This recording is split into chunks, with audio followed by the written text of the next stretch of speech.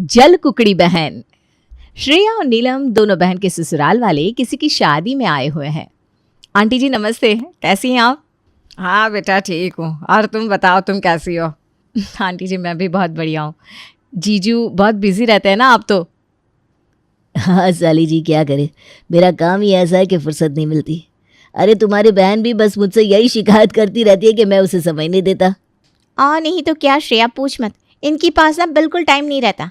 लेकिन ये है कि महीने में 4-5 दिन की छुट्टी ये खुद ही ले लेते हैं और हमारी सारी शिकायत दूर कर देते हैं।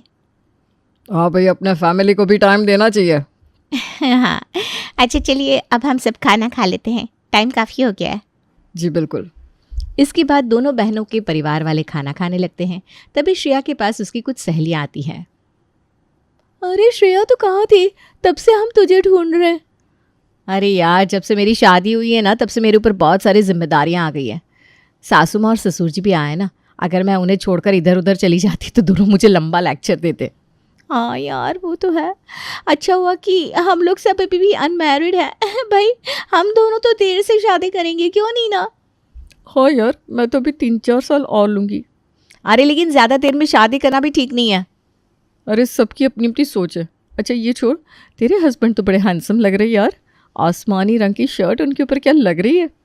सच में यार, क्या फिजिक है, मतलब बिल्कुल फिट है वो। सच में श्रेया तू तो बड़ी लकी है, तेरे हस्बैंड तो बिल्कुल ऋतिक रोशन जैसे लगते हैं। अरे अब ज़्यादा नज़र मत लगाओ मेरे पति को। अच्छा मेरे हस्बैंड के बारे में तो तुम दोनों ने बहुत बोल लिया, अब ज़रा मेरे बहन के हस्बैंड के बारे में तो बात करो। बुरा मत मानना श्रेया, लेकिन नीलम का हस्बैंड ना काफ़ी उम्रदार लगता है अभी से, और लगता है जैसे उसके बाल भी झड़ रहे हैं क्या? हाँ यार, किसी किसी के कम उम्र में झड़ने लगते हैं ना। ओह अच्छा अच्छा। ऐसे तो नीलम का पति कम समय में टकला भी हो जाएगा, और सोच तब इन दोनों की जोड़ी कैसे लगेगी।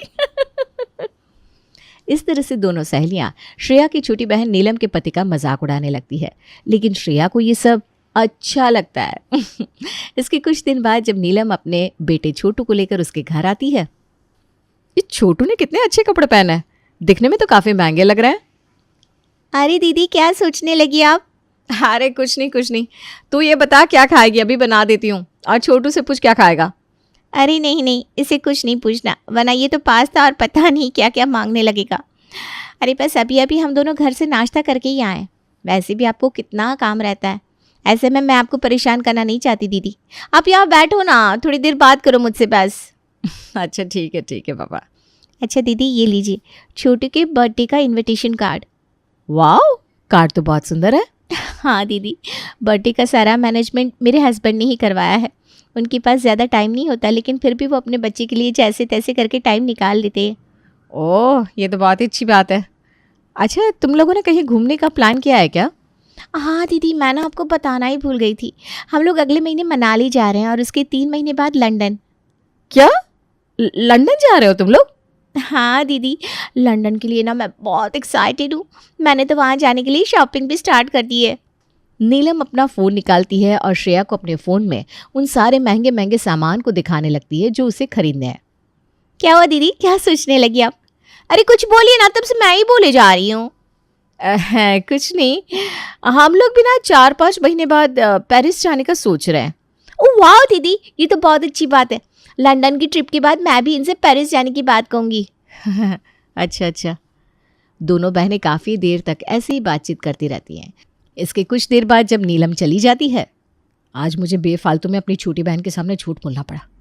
अरे मेरे ससुराल वाले पेरिस तो छोड़ो, हिमाचल प्रदेश भी घुमाने ना ले जाए, लेकिन मैं भी श्रेया हूँ, आज ही अपने पति से बोलती हूँ कि मुझे भी पेरिस ले ही जाए। शाम के समय जब श्रेया का पति घर आता है तो श्रेया अपने पति से पेरिस ट्रिप के लिए कहती है। श्रेया तुम पागल हो गई हो क्या? तुम्हें पता है ना इस महीने बहुत खर्चा हो गया घर में, इसलिए मैं तुम्हें पेरिस तो छोड़ो नैनीताल भी नहीं ले जा पाऊंगा। अरे एक बार कोशिश तो करिए, हो सकता है कहीं से पैसों का इंतजाम हो जाए। देखो श्रेया, अब तुम अपनी बेटों की बातें बंद करो, वैसे भी आज का दिन ऑफिस में बिल्कुल भी अच्छा नहीं गया। अरे ऐसा कोई दिन होता है जिस दिन मैंने आपसे कुछ कहा हो और आपने उस बात के लिए हाँ कहा हो? श्रेया, अगर तुम एक समझदार पत्नी होती ना तो अभी तुम मुझसे ऐसे बहस नहीं कर रही होती। समझदार पत्नी, अच्छी पत्नी, बस यही बनकर तो रह गई हूं मैं। अब मैं अपने अरमानों को और नहीं दबा कर रख सकती। मुझे नहीं पता, आप जैसे भी करके पेरिस की टिकट करवाइए। अच्छा ठीक है श्रेया, मान लो अगर मैंने कहीं से पैसों का बंदोबस्त करके पेरिस की टिकट बुक करवा भी थी तो ये बताओ वहां पहुंचकर हम दोनों करेंगे क्या? तब हमारे पास ना पैसे होंगे ना कुछ, हम लोग वहां कहाँ रहेंगे, खाएंगे क्या? आपकी ना बस यही कमी है, आप ना कुछ करने से पहले ही हार मान जाते। ऐसे तो हम लोग कभी भी आगे नहीं बढ़ सकते। देखो श्रेया, मेरे सर में ना बहुत दर्द हो रहा है, इसलिए प्लीज मुझे अब आराम करने दो। हाँ हाँ, जाओ जाओ, आराम करो। दिन गुजरते रहते हैं। श्रेया धीरे धीरे अपनी बहन नीलम को कॉपी करना भी शुरू कर देती है। और इसी बीच एक दिन श्रेया जब बाजार से घर वापस लौटती है, माँ जी ये लीजिए आपके लिए नई चादर और ये रुमाल। आपको रुमाल चाहिए था ना? लगता है अपने पति की पूरी तनख्वाह उड़ा कर आई हो तुम। अरे माँ जी, एक तो मैं आपके लिए इतना सारा सामान लेकर आई, ऊपर से आप मुझे ही सुना रही हैं। और हाँ, मेरे पति की तनख्वाह इतनी भी कम नहीं है कि सिर्फ इतना सामान खरीदने से खत्म हो जाएगी। अरे सब पता है मुझे, और ये भी पता है कि तू अपने पति की तनख्वाह 11-12 तारीख को ही खत्म कर देती है। सासू माँ, आपकी इतनी तबीयत खराब रहती है और ऐसे में आप इन सब बातों पर ध्यान लगाकर अपने दिमाग पर और प्रेशर डालती है। तो ऐसे कैसे आपकी तबीयत ठीक रहेगी? आप ना टेंशन फ्री रहा करिए और हम दोनों के मामले से दूर रहा करिए। तुम दोनों के मामले से दूर कैसे रहूं? रहती तो इसी घर में हूं ना मैं। तो आप क्या चाहती हैं, मैं अपने पति के पैसों का इस्तेमाल भी ना करूं? अरे तू इस्तेमाल नहीं करेगी ना तो ही अच्छा रहेगा। आजकल तेरी वजह से मेरा बेटा कितने टेंशन में रहने लगा है।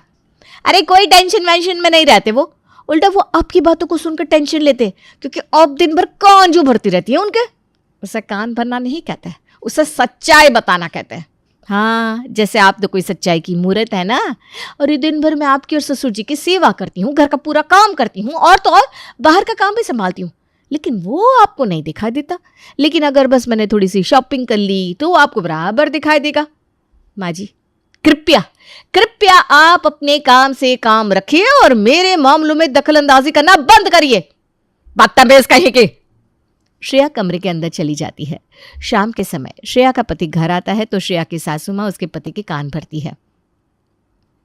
श्रेया, तुमने मेरी माँ को ऐसा क्या कह दिया कि उनकी आंखों से आंसू रुक ही नहीं रहे? अरे मैंने तो ऐसा कुछ भी नहीं कहा, उल्टा पता नहीं वो मुझे क्या क्या सुनाए जा रही थी। देखो श्रेया, मैं मानता हूं कि मेरी मम्मी थोड़ी बड़बोली है, लेकिन वो तुम्हारी सासू माँ है और एक बहू होने के नाते तुम्हारा फर्ज है कि तुम अपनी सासू माँ की बात सुनो। वो तुमसे उम्र में कितनी बड़ी है और तुम उनसे जुबान लड़ाती हो। मुझे नहीं पता, मुझे तो बस ये पता है कि जब कोई आपको उल्टा सीधा बोले तो आप भी उसे उसी टोन में जवाब दो। अब मुझसे कोई बदतमीजी करेगा तो फिर मैं उम्र नहीं देखती। श्रेया तुम। अच्छा ठीक है, मुझे बहुत भूख लग रही है, आपको खाना खाना है तो आइए, वरना मैं अकेले खाने जा रही हूँ। इतना कहकर श्रेया किचन में चली जाती है। करीब 4-5 दिन बाद, श्रेया तुमने ऑनलाइन इतने सारे कपड़े मंगवाए? हाँ और क्या, अरे मेरी बेटी का जन्मदिन आने वाला है भाई, बस उसी की तैयारियां कर रही हूँ। और इसमें सिर्फ मेरे कपड़े नहीं हैं, इसमें आपके, सासू माँ के और ससुर जी के भी कपड़े हैं। लेकिन ये सारे कपड़े पूरे 15,000 के हैं। हाँ तो क्या हो गया? अरे हमारी बेटी का जन्मदिन हर दिन आता है क्या? साल में एक बार तो आता है। अगर उसे भी अच्छे से ना मनाया तो फिर हमारे माता पिता होने का क्या फ़ायदा? आप ना ये सब बोलकर हमारे एक्साइटमेंट को कम मत करिए, जाइए आप। अरे लेकिन अब ना आप मेरा मुंह मत खुलवाइए। एक तो आप मुझे ना शिमला लेकर गए, ना नैनीताल लेकर गए, और पेरिस की तो बात ही छोड़ो। आपको पता है नीलम का पति उसे कहाँ कहाँ घुमाने ले जाता है, और तो और दोनों हर महीने महंगे महंगे रेस्टोरेंट में खाना खाते हैं, महंगे महंगे कपड़े पहनते हैं, और जब देखो हर ओकेजन में बड़ी बड़ी पार्टी करते रहते हैं। अब ना मुझे आपके ऊपर बहुत गुस्सा आ रहा है, अब जाइए यहाँ से, बच्चे के सामने क्या लड़ाई करनी। ऐसे ही लड़ते झगड़ते ये दिन बीत जाते हैं और श्रेया की बेटी का जन्मदिन आ जाता है। श्रेया की बेटी का जन्मदिन बड़े धूमधाम से मनाया जाता है और सभी लोग पार्टी में खूब एंजॉय करते हैं। तो जब सारे मेहमान घर चले जाते हैं, श्रेया दीदी बर्थडे पार्टी बहुत अच्छी थी, सारा अरेंजमेंट काफ़ी अच्छा था। हाँ नीलम, थैंक यू, सोच रही हूँ अगली बार इससे भी अच्छा और बर्थडे करूँ। अच्छा दीदी। तभी दोनों बहनों की माँ आती है। श्रेया ये ले अंगूठी तेरे लिए, और नीलम ये वाली अंगूठी तेरे लिए। माँ मेरी वाली अंगूठी इतनी छोटी क्यों है? बेटा इसलिए क्योंकि मैंने अभी तुम्हारी बेटी के जन्मदिन में 11,000 का तोहफा दिया है ना। अरे माँ तो क्या हो गया, क्या आपको नहीं पता कि नीलम के ससुराल वाले कितने अमीर हैं? इनके पास भला किस चीज़ की कमी है? दीदी आपको ये अंगूठी चाहिए तो आप रख लीजिए। अरे नहीं नहीं नीलम। हाँ हाँ, दिखाओ ना अपनी छोटी बेटी से और प्यार। अरे सारा प्यार तो बस इसी पर आता है आपको माँ। श्रेया तुम्हारी बस यही गंदी आदत है, तुम अपनी छोटी बहन से इतना जलन करती हो। अरे अब तुम दोनों की शादी हो गई है, अलग अलग घर में रहती हो, अब तो कम से कम मिलकर रहा करो। माँ मैं तो हमेशा दीदी से मिलकर रहना चाहती हूँ, लेकिन दीदी है कुछ ना कुछ ऐसा बोल देती है कि सब गड़बड़ हो जाता है। हाँ हाँ ठीक है, सबकी नज़र में मैं ही विलन हूँ ना, मेरी जिंदगी बर्बाद हो गई है। मेरे ख्याल से तुम्हारी जिंदगी हम लोगों ने खराब की होगी, क्यों सासू माँ। हाँ, मैं इतना चीख चीख कर बात करोगी तो कौन नहीं सुनेगा। सच में श्रेया का ऐसा बिहेवियर तो मैंने कभी नहीं देखा था। अरे नहीं नहीं समधन जी, ऐसी कोई बात नहीं है, वो बस मैंने इसे थोड़ा बहुत बोल दिया ना तो गुस्सा हो रही है। बचपन से ही थोड़ी गुस्सैल है, लेकिन दिल की बहुत अच्छी है। अरे शिखा जी, अब आप ना अपनी बड़ी बेटी के किए पर पर्दा मत डालिए। मुझे इसके साथ रहते हुए 3 साल हो गए, अब तो मैं इसकी नस नस से वाकिफ हो गई हूँ। Shreya, very bad behaviour. अरे मम्मी जी ऐसी कोई बात नहीं है। नहीं बहू, ऐसी ही बात है, मैंने अपने कानों से सुना और देखा भी। श्रेया अपनी माँ से कैसे बोल रही थी, और तुमसे भी। अरे चुप हो जाइए आप तीनों। हाँ, मैं गुस्से में थी, अपनी माँ से बहस कर रही थी, अपनी बहन से भी बहस कर रही थी। तो आप दोनों को हमारे बीच में आने की कोई जरूरत नहीं है, ये हम तीनों का मामला है और हम तीनों सुलझा लेंगे। आप तीनों आकर पंचायत मत करो यहाँ। ओह माय गॉड नीलम बहू, तुम्हारी बहन कैसे बात कर रही है हमसे? समधन जी माफ कर दीजिए, बच्ची है। No never.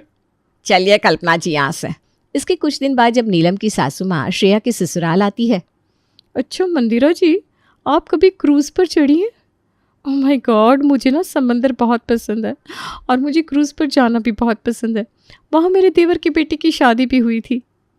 ये क्या होता है? ये ना एक नंबर के गंवार है मेरी सास। जब कल्पना देवी चली जाती हैं, माँ जी नीलम की सास इतने महंगे महंगे रेस्टोरेंट में जाती है, इतने महंगे महंगे कपड़े पहनती है। कभी आपको नहीं लगता कि आप भी कभी महंगे वाले रेस्टोरेंट में जाए, अच्छे वाले कपड़े पहने? नहीं, क्योंकि सबकी अपनी अपनी अलग जिंदगी होती है। अरे नीलम की सास के पास पैसा है तो वो ये सब कर सकती है, अब हम जैसे लोग कहाँ कर पाएंगे ये सब? अरे क्यों नहीं कर सकते, आजकल तो बड़ी आसानी से लोन भी मिल जाता है माँ जी। अच्छा माँ जी देखिए, अगर आप चाहेंगी ना तो हम लोग लोन लेके जर्मनी जा सकते हैं घूमने। लोन? पागल है क्या? देख बहू, अब ना तेरा पागलपन बहुत ज्यादा बढ़ रहा है। तू मेरे बेटे को लोन में डुबाना चाहती है? आपकी सोच ना हमेशा मिडिल क्लास रहेगी। और आज भी श्रेया अपनी सासू माँ से लड़ने लगती है। माँ, आपने मेरी शादी इतने गरीब घर में क्यों करवाई? नीलम की शादी तो आपने इतने अमीर घर में करवा दी, मेरे बारे में कुछ नहीं सोचा आपने? देख बेटी, ऐसा कुछ नहीं है, सब भाग्य का खेल होता है। और ऐसा तो नहीं है कि हमने तेरे हाथ पैर बांध कर शेखर जी से शादी करवाई थी। माँ बाप ना बात को घुमाओ मत। आप बचपन से ही नीलम को ज्यादा प्यार करती थी और मुझे कम। देख श्रेया, तूने उस दिन अपने ससुराल वालों के सामने और नीलम के ससुराल वालों के सामने कितना ड्रामा कर दिया था, लेकिन तब मैंने कुछ नहीं बोला। पर ये बता, तुझे आजकल हो क्या गया है? अगर मैं कोई भी सामान तेरी छोटी बहन को देने लगती हूँ तो तू मना कर देती है और खुद मांग लेती है। अरे माना कि एक बार तो सबसे गलती हो जाती है, लेकिन यही गलती बार बार होती है क्या? देख श्रेया, अभी भी समय है, खुद को सुधार ले। माँ आप ना कभी भी मेरी अच्छी माँ नहीं बन सकी। अरे तो फिर ठीक है, रख फोन।